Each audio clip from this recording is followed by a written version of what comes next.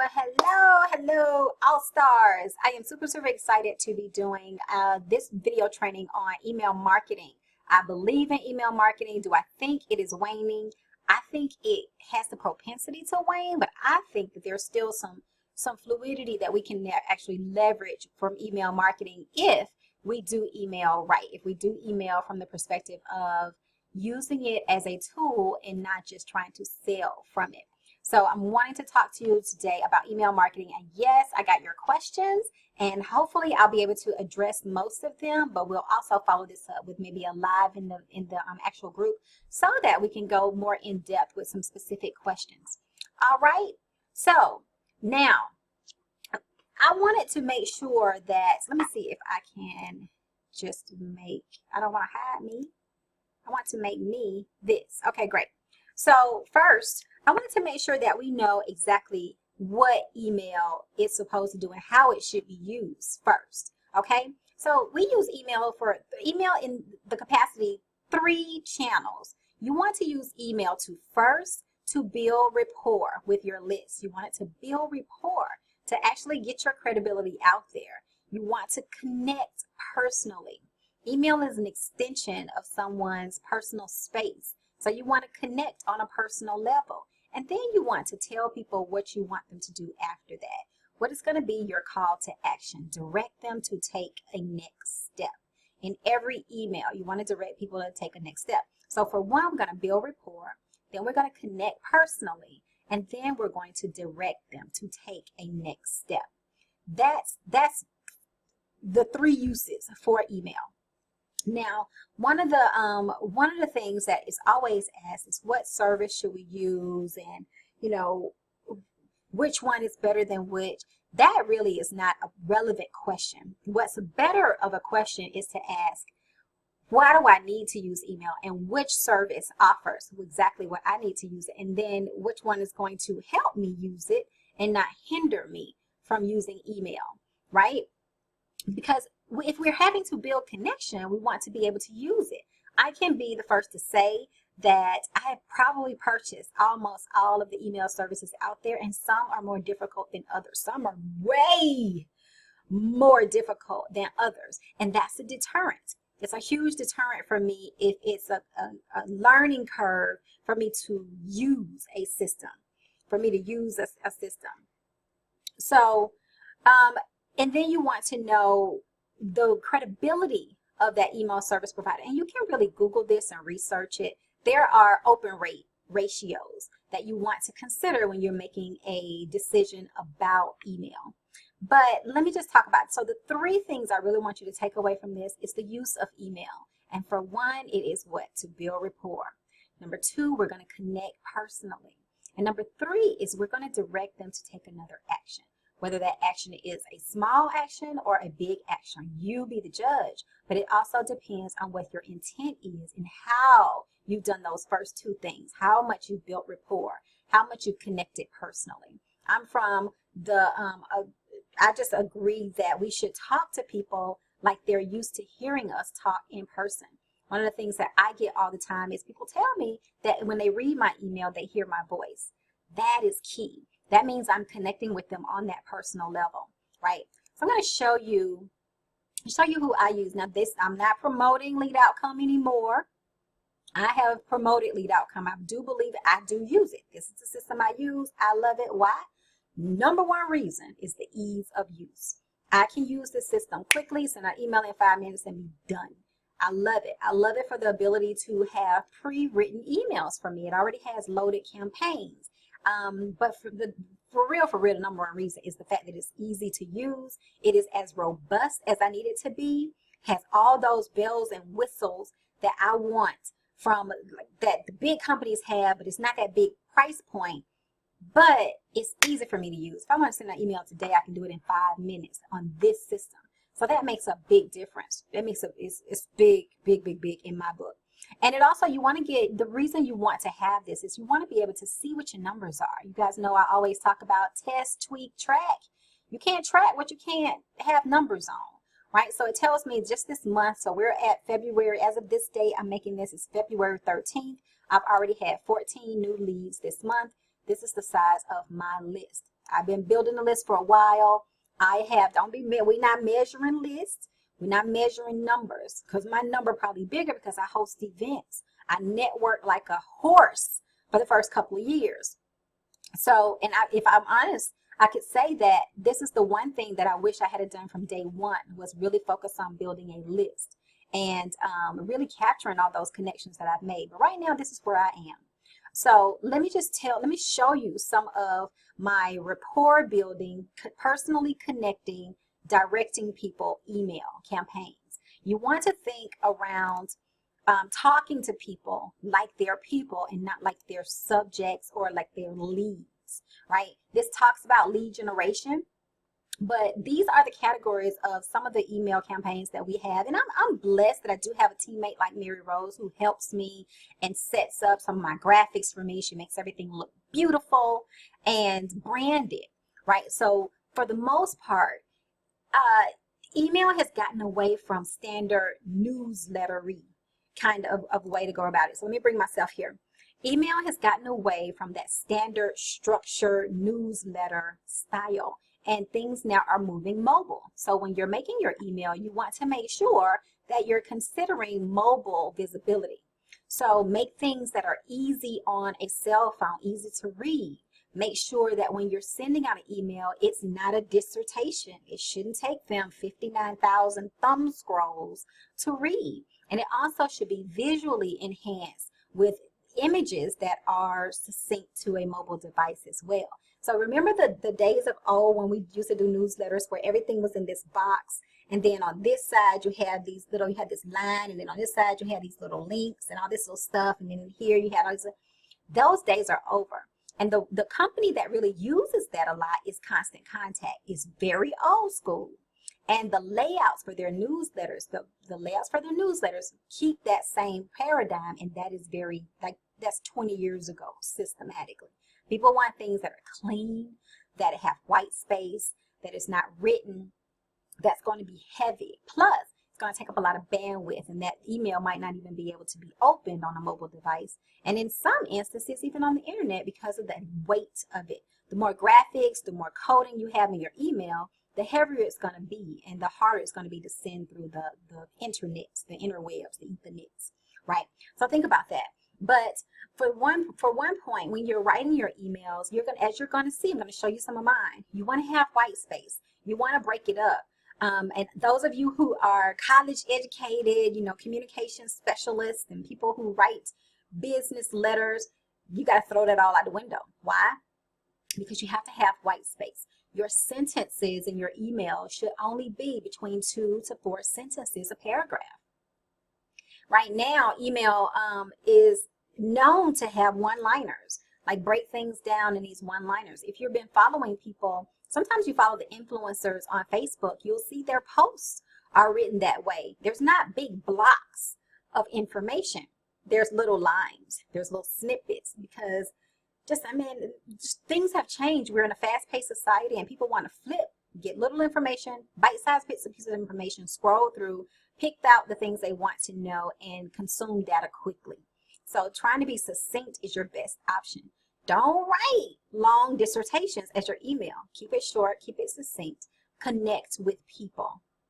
So let me tell you what the anatomy of a great email would be.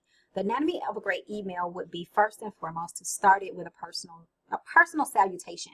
I did some research and found that back in the day when you were writing email, they were telling you to make sure that you add the recipient's first name in your subject. Well, I just did some research today and yesterday which says that really is a turnoff. People know that game, and so once the game has been played so long, then people start ignoring it. So that's a no-no. That's the current sign of a marketer, is someone who puts your name in the subject line, right? Instead, you want to have subject lines that are thought-provoking, subject lines that are inquisitive. That's going to make people say, what's she talking about? I want to know what she's talking about. Like I do, the one that's standard for me is, can we have lunch? Are you available to have lunch with me tomorrow? ? And I do normally put their name because I send out a lot of emails and it normally really works very well. If I say, can we have lunch tomorrow, Carmen? ? question mark, 9 times out of 10, you're going to open that because it sounds like it's a personal invitation to have lunch with me. But it actually is an invitation to come to my brunch. So that email works very well. So I possibly will be keeping the name there because it works very, very well for me. How do I know? Because I know my numbers, because I can go in my email and actually see who opened it, and I can actually see the responses come back through, and people actually reply from that. And I even get a lot of replies of saying, Sean, I apologize, I can't make it, but thank you for asking. Okay. And that is the thing. At the end of the day, most of my emails end with a request for them to respond to my email, not to buy, not to purchase. I want them to reply back to me. And most times when I write an email, that is what my call to action at the end. Reply back. Let me know what you're doing. How can I help you? Are you going to come? You know, what are you working on now? I ask them to reply, because if they hit that reply button, they've read my email to the end, because it's at the end. Y'all get that? That's key. All right. So let me show you how that works and how that's in action, right? So these are some of my email campaigns. And as you can see here, my Entrepreneur Email 1 has 2 emails in there.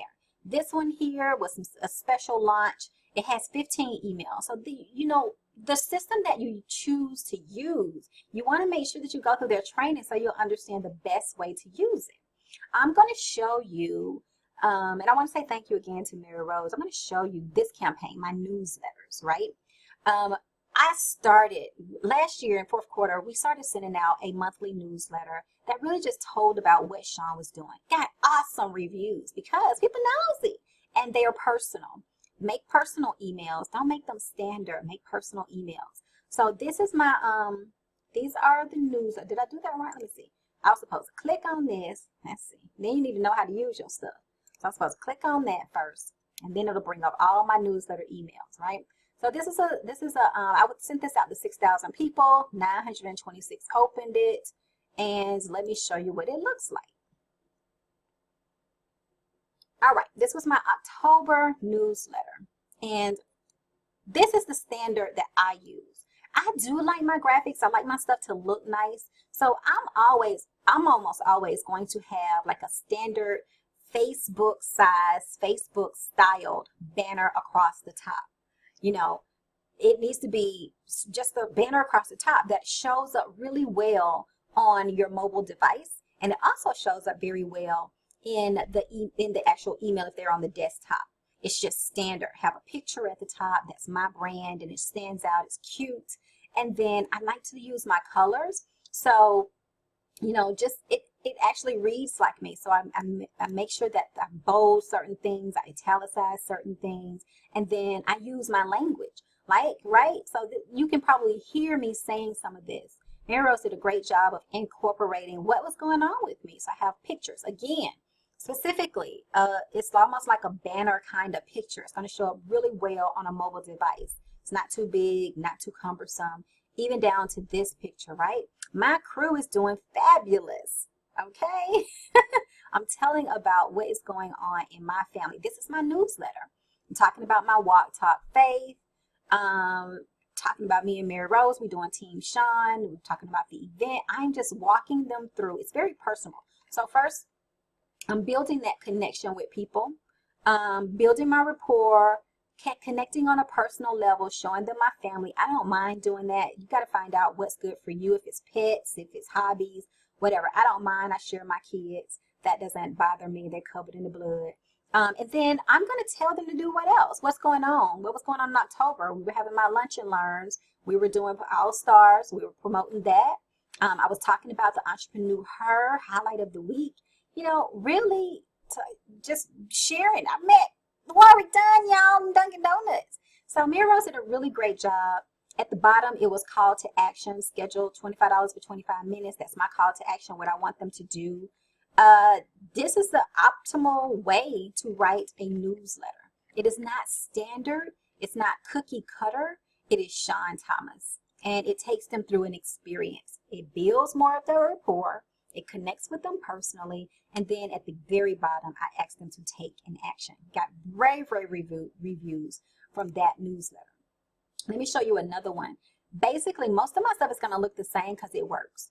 Let me show you our credible visibility newsletter. We haven't sent out yet. Been busy, but same model.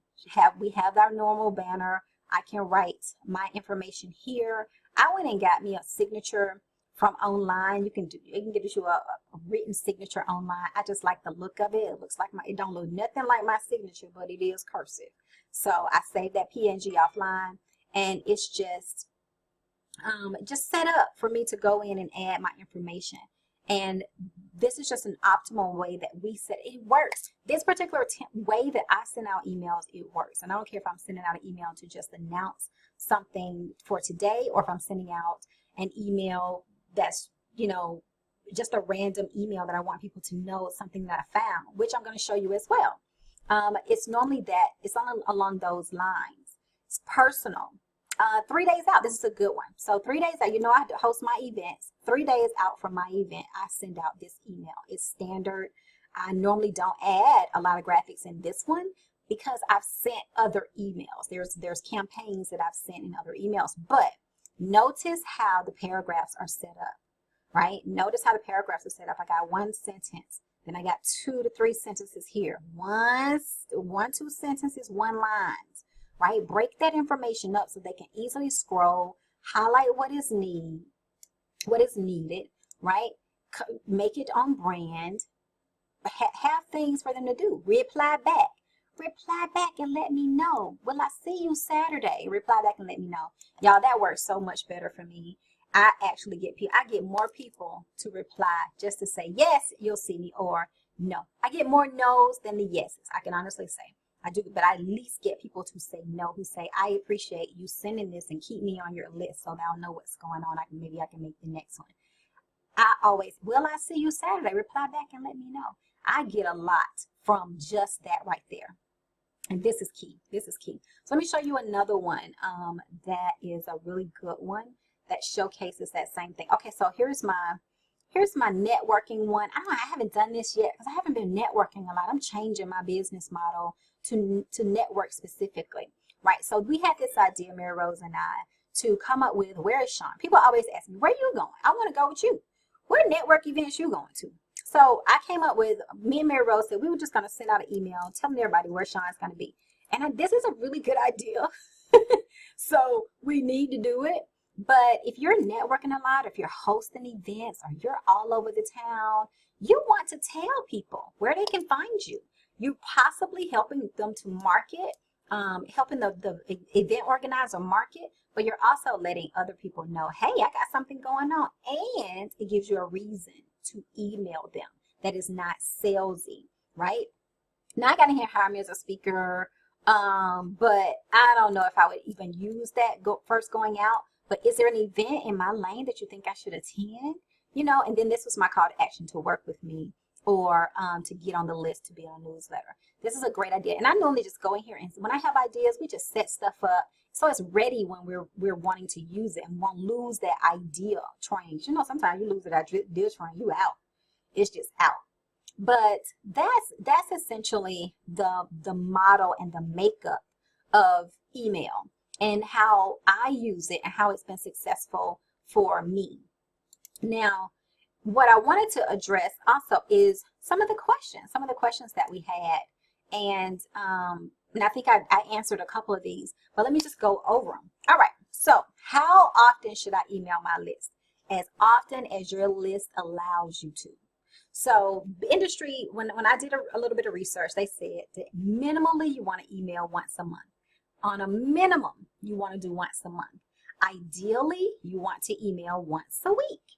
But if your list is not used to getting information from you once a week, or you're not giving out valuable information once a week, then don't go once a week. Start with once a month and get what people want you to give them. Like, I think I can probably get away with sending out even more than one email per week, because if I'm giving out content, or if I'm sharing tools, tips, and tricks, and sharing videos, I think that my audience would want to see more of that, because everybody is not on Facebook where I party. So it just depends on what your people are looking for from you. But I would say minimally at least once a month. But you want to ask.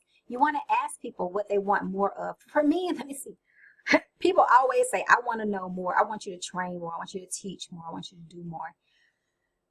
So yeah, that's why I probably haven't, because that's a lot. It's a lot. It takes a lot of preparation. That's a lot of work. I'm doing other things, but that's what my people tell me that they want. They want to know where I'm going to be. They want to know about my events. They want to know if there are events that they need to know about and where I'm going to be so they can show up with me. That's what they ask me for, right? So under those circumstances, I can email my list. I can email my list at least once a week, and it'd be okay because there's more information that they want from me. All right, what are some examples of things to include in your emails? Things you want to include is you want to include a little bit about who you are, what are you doing, like what's really going on with you. Remember, we want to get personal. Team Shine believes in getting personal with business. That is Mary Rose's mantra. That's how we can work seamlessly together because our ideals are the same. People connect with people. Before they buy your product, before they buy your service, they buy you. So you want to make sure that you include a little bit of personality in your business. I'm known for saying, hey y'all, hey girl. You see that in my emails. You will see that text all the time. Hey y'all, hey girl. That's who I am. So that's going to be included in there. You want to also include the next steps. What do you want people to do? Follow you on your Facebook. Now, this is the two things I would say. People are really quick to follow you on social media if they have that social media platform. So Facebook or Instagram is the easiest for people to say yes to. They'll follow you on Facebook. They'll follow you on Instagram quicker than anything else. You can share your LinkedIn. You can share your Twitter. You can even share your YouTube and tell them to subscribe. But I'm telling you right now that the statistics show that people will take action and follow you on your business page or follow you on Instagram before they follow anywhere else on social media. Pinterest, all the other ones. The first two that's going to come to mind is Facebook and Instagram. If you have those and you're going to be there, I would say have that in your email to follow you on Facebook and to follow you on Instagram. You can list your other ones, but those two have been proven to be exceptional as getting people to actually do it, right? Should you include pricing in your email? Yes, if you're trying to sell something. However, I think that pricing should come once you've built that rapport. Once you have a warm list of people who know that you're in business to sell and what you sell and who you are and your credibility and your influence and all of that stuff. If you haven't built in rapport, you haven't connected personally, they don't know who you are, you shouldn't be selling me because that's not how it works. That's how you get listed in the spam. That's how your emails, you don't get a great open rate. Every email I send out does not have a sales link. Sometimes I'm just saying, hey, what's up? Sometimes I'm sharing, did you know about this tool? This has changed over. And I'm going to send more though, because people always ask me like for tools and tricks and stuff like that in softwares. I get that question often. So that is something that I literally can share more of. But yes, I mean, I'm not one to say that you should keep pricing, secret.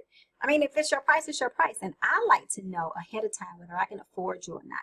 If your price is secret and I got to go hunt it down, that's a red flag. That causes for trepidation. And we want to eliminate all the trepidation. But before you start talking about pricing, you should have built rapport, connected personally, and had them to do another action before buy. Buy should not be the only action in your emails. Oh, that's key. To buy is not the only action that your emails should be sent out to do. What are the pros and cons of different platforms? Well, I think I started this video with that doesn't really matter. What you really need to find out is which one you gonna use. I have had them all, and the one that I never really got to use was Infusionsoft, and it cost me the most. Thousands of dollars, actually. Thousands of dollars. I paid for Aweber for 3 years and probably only sent 3 emails. Years. I paid them monthly, right? And only sent probably 3 emails in 3 years. Why? Because it was hard to use. I paid for GetResponse. Hard to use, very cumbersome. I didn't use it. So what the best thing to do, and none of these email providers are asking you for money up front without basically letting you try it out. It is so easy to try things out now and see what works. Give yourself some time and don't sign up for them all at the same time. You know, the ones that I love, I like AWeber because it's been around for forever. They have a very high deliverability rate, and that is key. I think sometimes people don't ask the right questions. When you're coming down to email, you want to know what their deliverability rate is. That's key, because if they've been listed as a spammer, like MailChimp has the highest rate of spam. Why? Because it's free. Free platforms are going to get the spammers. Why? Because it's free. Nobody has any skin in the game. So MailChimp has a very low deliverability rate and very high spam rate, because of the free capacity of it, and people have spammed. So if the deliverability rate is very low, then the chance of your emails getting to your people are slim. You have to work a lot harder. But if you're following those 3 caveats of building a rapport, sharing and connecting personally, and asking for an action besides the sale, you're going to warm up your list. And the more people open your emails, the higher your deliverability will go through. Like MailChimp will put you in a separate category if most of your emails get opened and you're not listed as spam. You'll get on like the good list or the A list or whatever. But that takes work. And I just prefer to stick with a company who has a higher deliverability out of the box. So I think that's the kind of, there's no pros and cons. It's what's going to work for your personality type, what's going to work for your learning style, and what you're actually going to use. It's a lot of money. Hello, I done wasted a lot of money on email service providers that I could not use because it was too cumbersome for me to point and click and go. Or the learning curve was just, it was just too vast. I would literally have to pay somebody to help me use it and then pay them, which made no sense, which is what I did with Infusionsoft. It was just too cumbersome. It's too much. That's why I love what I have now. It's easy for me, and I can show people how to use it quickly, easily, and it has all the bells and whistles of an Infusionsoft. So hopefully I answered that question for you. You really need to check it out. Sign up for some that you're good with. Sign up one this month, one next month. Try them out. Try them out for their trial period. See which one you actually use and that you like and that fits your learning style. They all have training videos.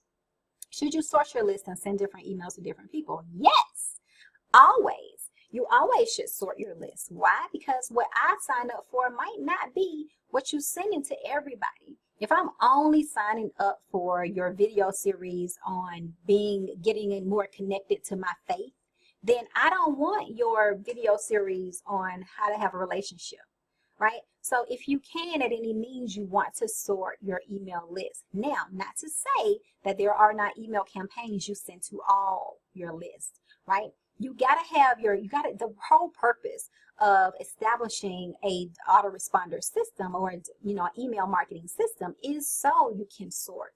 That's the reason behind it. That's why they cost so much, right? The ability to be able to specifically target what people are interested in. Completely necessary. Because like I said, if I'm signing up for your getting connected to my faith and you start sending me relationship stuff, I'm going to be like, what's wrong with you?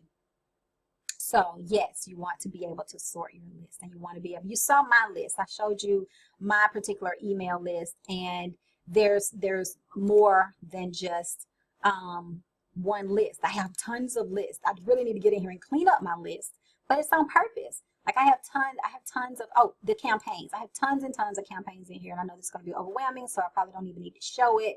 I have tons and tons and tons and tons of campaigns. Yeah, everybody got a list. So yeah, you want to do that, right? What makes the best opt-in? The one that people need. The one that they need, the one that they use, the one that they're asking for, right? So the opt-in that I'm working on right now, and it's going to be a 3-part, maybe, I don't know, I might make it one big video. But the one thing I always get asked is how to start a successful business. What should I do first to get my business started? I get asked that every day, every month, every day. That's something I get asked. I can make a quick video because I don't believe what everybody else believes, and I keep saying the same thing. Whatever you keep having to answer, make that into your opt-in. There's almost always this one question that you be like, oh my God, can somebody not ask me that again? That's the thing that people want, and that makes the best opt-in. The thing that you always get asked that it irritates you to keep answering.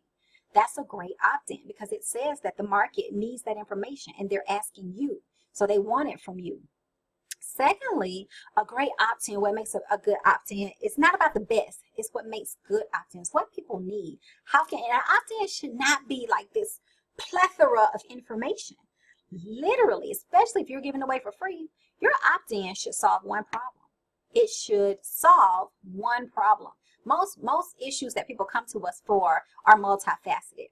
So if you solve one particular problem, then your opt-in is going to be great. The whole idea is to, whet the appetite of your expertise, to let people know, she know what she's talking about. Okay, all right. So that's what you want to do.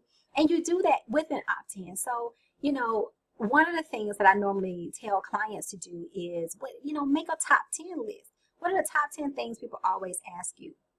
That can become an opt-in. Top 10 things, like if this was for Shay, top 10 things every author needs to know to write a successful book in the next 2 months, right? Just a top 10 list, top 10 things, and just elaborate on that.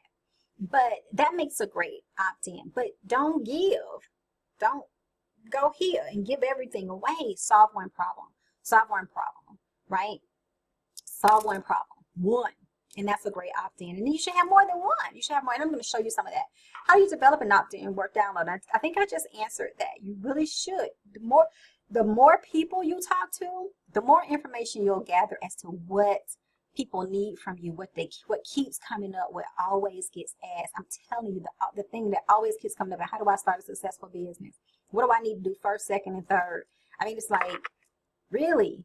And normally you'll know you're on the right path. It was when you feel like, I'm tired of answering that. So put it in something so that when people do ask that, here, I got something for you. Let me send it to you now, right? I made that sales worksheet for y'all, that Excel spreadsheet. I made that specifically for the AllStar group last month. I sat down and I created something simplistic enough, thought process enough that you can use without me if I didn't even talk to you about it. I've sent that to so many people already. Just like, I got something to help you with that. You don't know how to price? Here, use this.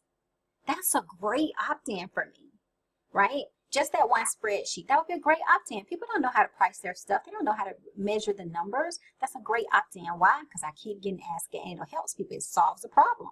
Solves a problem. All right. So let me show y'all some stuff. So I pulled some things up. Let me show you how to build your list. First of all, I'm going to show you how to build your list. This is a young lady that I met. We met somewhere. I don't know. And I went to her page the other day because she was doing some stuff. And I went and checked her out to see what she's got going on. Because at the end of the day, I don't think this lady really says exactly what she does on social media. But it intrigued me enough to come over here to figure her out. So I said, what's she selling? What's she doing? Right? So I know she's into health and fitness. True. But when you come over here to her business page, she has this button that says learn more. And then she also has a button that says message. How are you going to build you curious over here? So when I click her learn more page, watch what pops up. It takes me to her website. But look what comes up. Fill out a form and she'll be in contact with me shortly. And she's asking me some pertinent questions. She's getting my cell phone. She says mobile. Hello. I know that's going to be leading up to some text message marketing. She's building a list. Then she's asking me some pertinent questions. I'm sure that because you can actually make a Google form that goes into an Excel spreadsheet and you can then sift people based on their answers here, right? So she's asking those pertinent questions to see if you are great. If you're great, she's asking questions. It's going to lead her down to be. Now, this is a little too long. This is a little too long, but you get the point. Her Facebook page takes you to her website, which she's building a list from, right? She's doing all of this work and she's building her list there. She has a pop-up. Pop-ups used to be passe. They work now. Before you go, why don't you join our new 14-day program? Okay?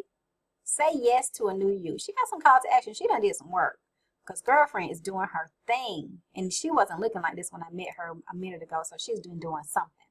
And this is great. But I know that she's in some multi-level marketing company. key. If you're in a multi-level marketing company, but this is your life, your business is your life, I don't know what company she's in. Just based on this, I don't know what company she's in. And it don't matter because guess what? This is her life. Oh, there it is. She's a beach body person. Okay, now I know. But this is her life. This is all this lady posted about. And whether she sold beach body or isogenics, she don't have to change any of her branding because totally pink and blue are not beach body colors. It's Risa's colors. So she's built a personal brand.